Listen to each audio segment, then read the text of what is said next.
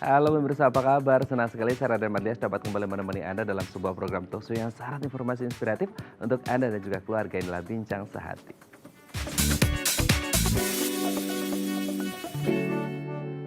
Ya pemirsa, siapa sih yang tidak senang berlibur? Pasti semua dari kita suka liburan gitu ya. Nggak hanya anak-anak, remaja, dewasa, lansia juga, kakek nenek, oma opa itu pasti suka yang namanya liburan. Apalagi kalau udah lansia gitu ya, udah pensiun, nggak ngapa-ngapain di rumah itu jadi bosan, ngebetein, pasti senang yang namanya liburan.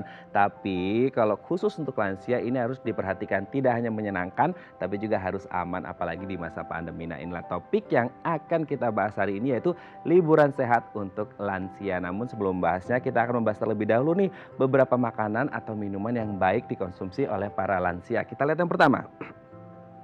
Air putih. Nah, kalau air putih ini memang tidak hanya untuk lansia saja ya, tapi mulai dari anak kecil sampai lansia semua membutuhkan air putih supaya tidak dehidrasi gitu ya. Apalagi untuk orang-orang tua atau lansia, ini kayaknya baik banget harus mengonsumsi cukup gitu ya air putih. Oke, kita lanjut yang kedua, makanan tinggi serat. Nah, ini juga bagus gitu ya untuk pencernaan terutama apalagi untuk lansia-lansia seperti itu. Jadi kalau Anda memiliki kakek, nenek, oma atau opa di rumah, jangan lupa untuk memberikan makanan yang tinggi akan serat karena baik untuk kesehatan oma opa gitu ya. Kita lihat yang ketiga, yogurt. Nah ini selain lezat, enak juga gitu ya. Ternyata katanya yogurt ini baik dikonsumsi oleh para lansia. Nah pertanyaannya, ada kandungan apa di dalam yogurt yang bisa membuat kesehatan lansia menjadi lebih baik? Nanti akan kita bahas ya. Kita lanjut ke yang keempat, tomat. Nah ini juga enak nih ya dimakan gitu ya. Apalagi kalau untuk Anda yang suka lalapan seperti itu ya atau raw food seperti itu.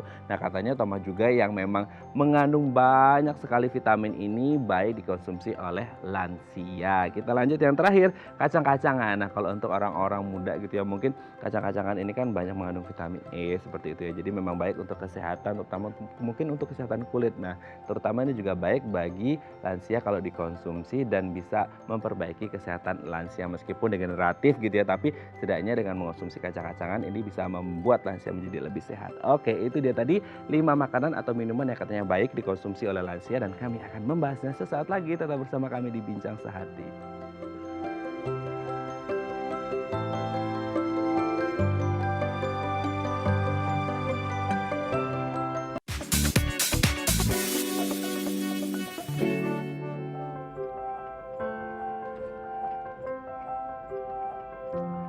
Baik, Anda masih bersama kami di Bincang Sehati. Tadi di segmen sebelumnya kita sudah membahas beberapa makanan atau minuman yang baik dikonsumsi oleh lansia. Nah, untuk mengklarifikasinya dan membahasnya telah tersambung bersama kami di sambungan Zoom dengan Dr. Olivia Karissa, SPGK, spesialis gizi klinik dari Rumah Sakit Geraha Kedoya. Selamat pagi, Dr. Olivia, apa kabar? Pagi Mas Raden, baik. Mas Baik Raden apa ya.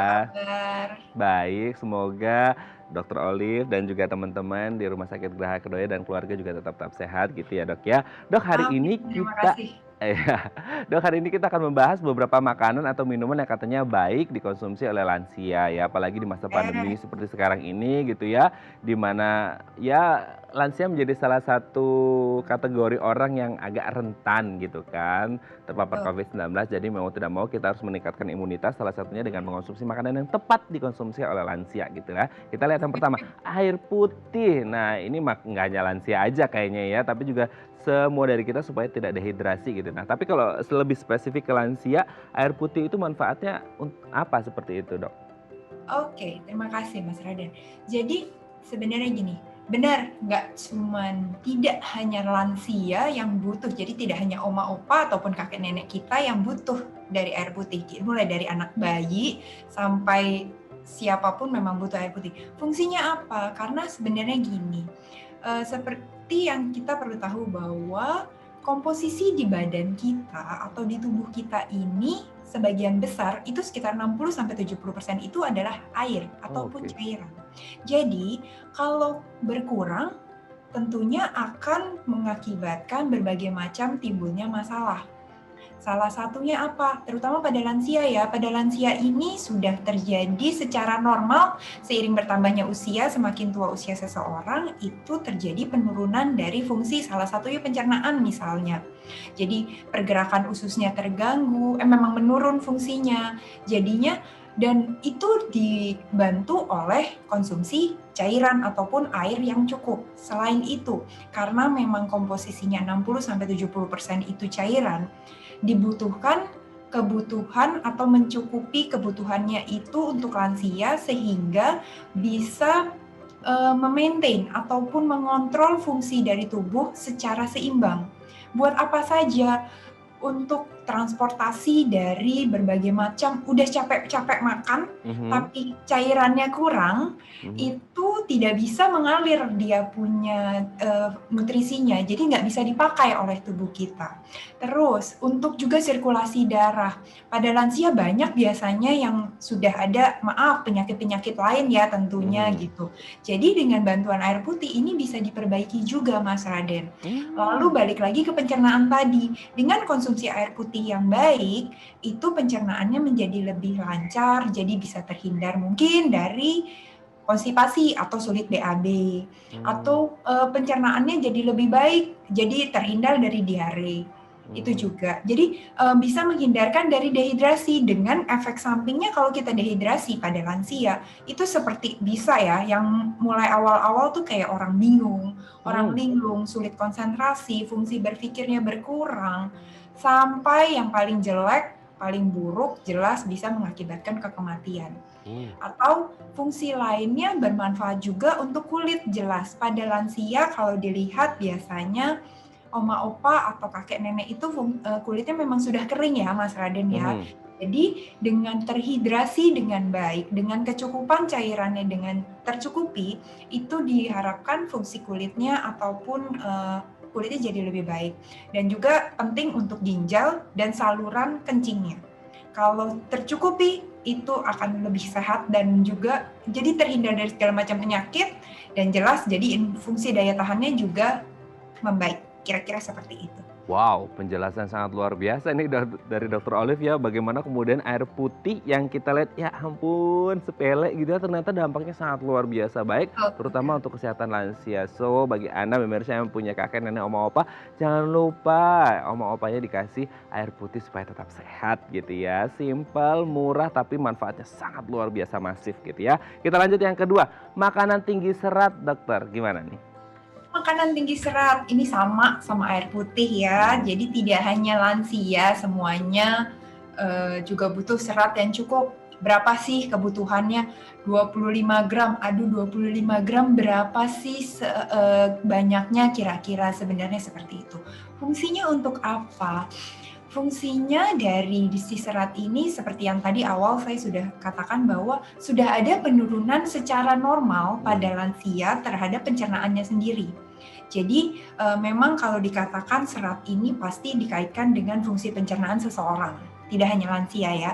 Jadi dengan fungsinya yang menurun, diharapkan dengan konsumsi makanan tinggi serat ini bisa membaik atau memperbaiki dari pencernaannya tadi. Salah satunya pergerakan dari usus ataupun pergerakan dari usus besar ataupun usus halusnya yang memang sudah menurun, dan pengosongan lambungnya yang juga melambat, sehingga dengan konsumsi serat itu bisa diperbaiki.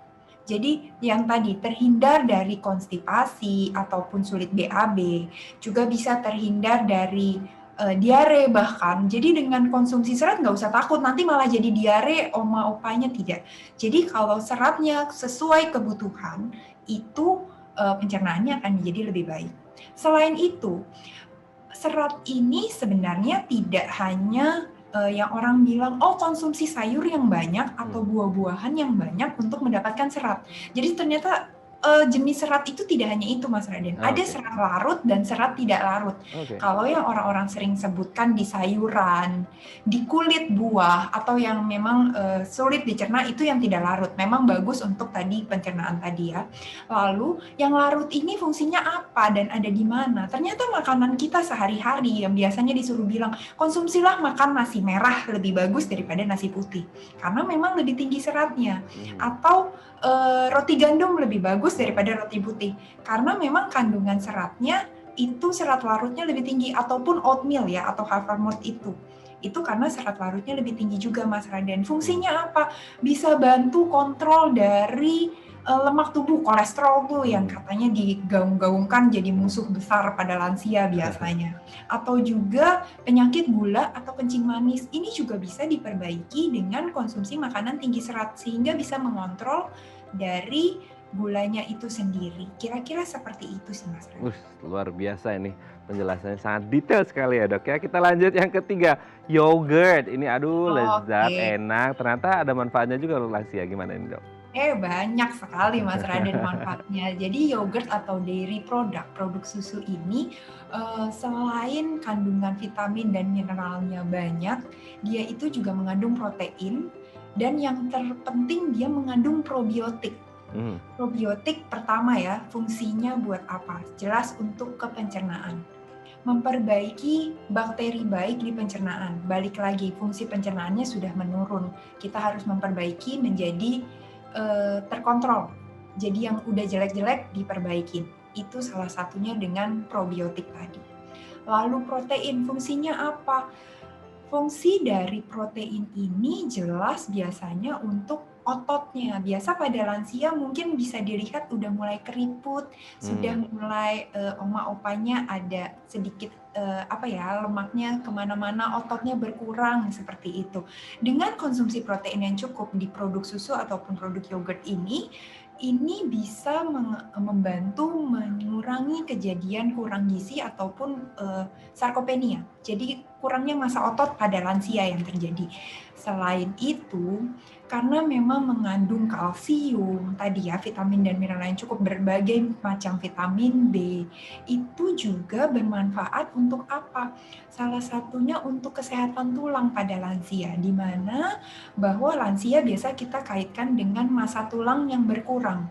Jadi sering osteoporosis tuh, sering patah tulang atau retak sedikit, kena sedikit, tulangnya bisa masalahnya. Dengan konsumsi konsumsi yogurt dengan kandungan vitamin dan kalsium yang cukup itu diharapkan dapat memperbaiki atau mencegah terjadinya osteoporosis juga pada lansia. Kira-kira Oke, sangat luar biasa. Osteoporosis mungkin akan terjadi karena faktor degeneratif, tapi ini bisa diminimalkan dengan mengonsumsi yogurt yang salah satunya mengandung probiotik gitu ya. Oke, ya. kita lanjut ke yang keempat, tomat dok. Gimana nih tomat?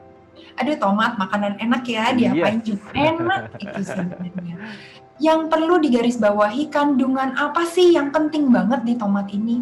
Ada namanya zat likopen, Mas Raden. Jadi perlu digarisbawahi, likopen ini adalah salah satu antioksidan yang terkuat. Jadi kalau diperbandingkan, kalau misalkan orang bilang, oh minum vitamin C nih yang banyak, sekarang kan lagi COVID ya Mas Raden, vitamin C habis di mana-mana hanya karena katanya dibutuhkan untuk menjaga daya tahan.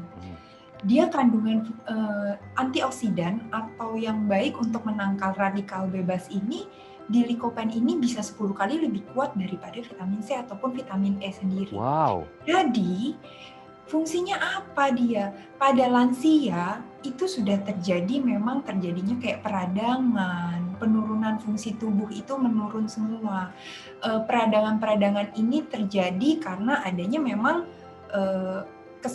sekelilingnya. Jadi memang entah penyakitnya ataupun memang makanannya yang kurang, itu membuat tubuhnya lansia ini memang rentan sekali terjadi radikal bebas. Walaupun tidak hanya lansia ya, semua kategori umur juga rentan terhadap radikal bebas, di mana polusi itu juga lingkungan itu berpengaruh terhadap terjadinya tersebut. Jadi dengan konsumsi tomat ataupun kandungan yang tinggi kandungan likopennya, diharapkan radikal bebasnya bisa ditanggulangi ataupun dicegah dengan konsumsi likopen ini. Selain itu, likopen ini juga dikaitkan dengan yang bagus ini orang takutkan kanker, Mas Raden. Jadi dia ini biasanya ya pada lansia itu sering terjadi penyakit-penyakit kronis, salah satunya kanker yang cukup tinggi. Ini juga bisa dikaitkan dengan hal tersebut. Jadi kalau antioksidannya cukup, itu diharapkan bisa mencegah ataupun memperbaiki sedikit, bukan menyembuhkan ya, bukan menyembuhkan penyakit kanker, tapi setidaknya bisa memperbaiki kondisi dari penyintas kanker ataupun mencegah terjadinya kanker pada Wow, sangat luar biasa sekali manfaat dari tomat yang salah satunya mengandung Betul, likopen ya. Pokoknya buah atau sayur apapun yang mengandung likopen ini baik gitu ya dok ya. betul. Terakhir dok, sangat luar biasa ini kita banyak tambah ilmu hari ini. Kacang-kacangan gimana nih? Oh, kacang-kacangan.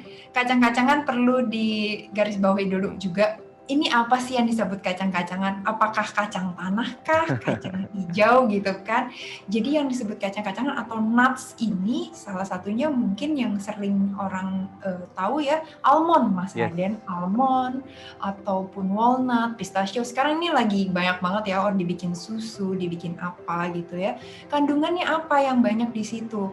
Dikaitkan memang dia salah satunya protein. Kembali dia salah satu protein nabati yang baik, juga kandungan dari lemak baik. Jadi lemaknya itu lemak yang tidak jenuh, itu juga bermanfaat untuk salah satunya profil lipid ataupun lemak tadi. Jadi lemak tidak jenuh ini jika dikonsumsi ini bisa memperbaiki penyakit-penyakit metabolik pada lansia. Salah satunya kolesterol tadi ataupun dari penyakit-penyakit seperti gula itu juga bisa ditanggulangi atau diperbaiki dengan konsumsi lemak yang tidak jenuh.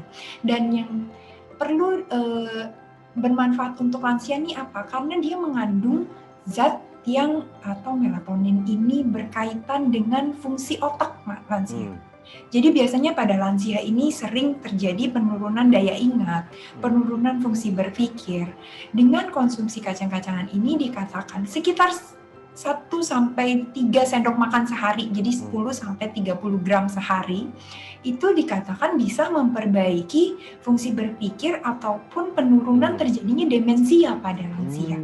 Jadi itu salah satu yang cukup baik di samping yang manfaat tadi ya untuk ke profil lemak, kolesterol tadi ataupun fungsi ke kadar gulanya itu juga bisa diperbaiki penurunan dari fungsi daya ingat dari lansia. Kira-kira Wow, sangat luar biasa. Kalau kita berpikir lansia kan pasti ada masalah dengan ingatan gitu ya, ke demensia, lain sebagainya. Ternyata ini bisa menekan atau meminimalkan risiko terjadinya iya demensia ya. Sangat luar diminimalisir. biasa penjelasan sangat detail. Hari ini kita tambah ilmu banyak banget dari Dr. Olivia. Terima kasih sudah berbagi bersama kami pagi hari ini Sama-sama Bincang Mas Sehati. Raden. Sehat-sehat terus dok. Salam untuk keluarga di rumah dan juga teman-teman di rumah sakit. Selamat Oke, pagi Dr. Olivia. Terima terima kasih sekali kasih. lagi. Sampai jumpa.